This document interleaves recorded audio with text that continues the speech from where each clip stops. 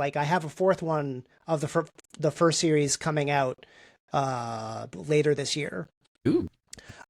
Which ironic. So another thing that Andrew and I have in common, besides writing sarcastic main characters in urban fantasy, is that our fourth book is about death. Has to be done. Wait, this one wasn't?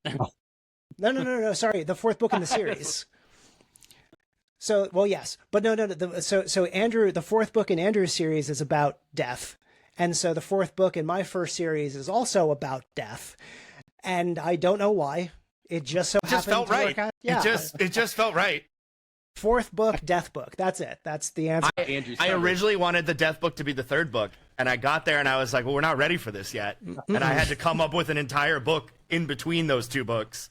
Because I was like, oh, it's not time for death. So I don't know. There's something about book 4 being the death book. I agree. So like my brother's the cycle of Ash is going to be at least 3 books. It could very well be more. I don't love series that don't end. Not because, so like, I'm not going to go on some sort of like high-minded rant about how authors owe readers things, because we don't technically. But I feel like if you're going to start a series, you should finish it, even if it's just like putting a cap on it. And then like, if you pick it up later and write another trilogy and then cap it, like that's fine. But like George R.R. Martin, Robert Jordan, Patrick Rothfuss, like stop. Just all of you stop. To be fair, Robert's kind of stopped. Died. Yeah, he did die. Okay, sorry. Then this just goes. Okay, then wait. Retcon. Brandon Sanderson, because he finished the series. He did. Yeah. But yeah, I can't stand a series that goes on forever, because to be perfectly frank, most series don't have the legs to go on forever. That being said, like as long as you keep coming up with interesting material, go for as long as you want.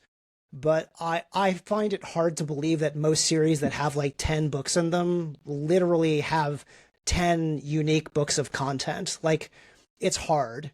Like it's really hard to do that well. And not knocking prolific authors that have like 15 book series, like, you know, The Wandering Inn is like 50 books long, and people love it, and that's great. But like, I'm not that person. Each of my books wraps itself up and then teases what could be next.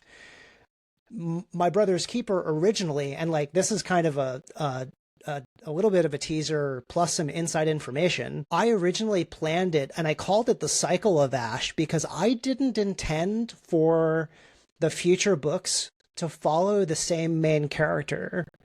I thought that it would take different main characters and each one would effectively be like a standalone that builds on the next one that shows a different perspective. But people love Max so much that I worry that if I don't write more about Max, that I'll just be like run out of town on a rail. You'll end up with a True Detective situation. Yeah. Agree. Yeah, I think. So, yeah. Also, that was a non-answer. It was a non-answer. So I'm going to write some books, at least 3. There you go. That's fair. I mean, to be fair, also urban fantasy that leans towards the private eye-esque thing has sort of a thing in that each book can sort of be its own self-contained. Like you can do it as long or as short as you want because each book is its own book in many ways compared to like a more traditional fantasy. Well, it's a serial approach. Yeah, absolutely. It's like if we were in the 70s writing Pulp Fiction, like this would be it. You'd be releasing volumes of, you know, that's my second series. That's partially why I came up with the title of the Chronicles of Corbin Pierce, because that series I intend to go on for as long as I can come up with an idea. So yeah, I mean, I definitely want these to be complete series, but I'm not committed to any particular number yet.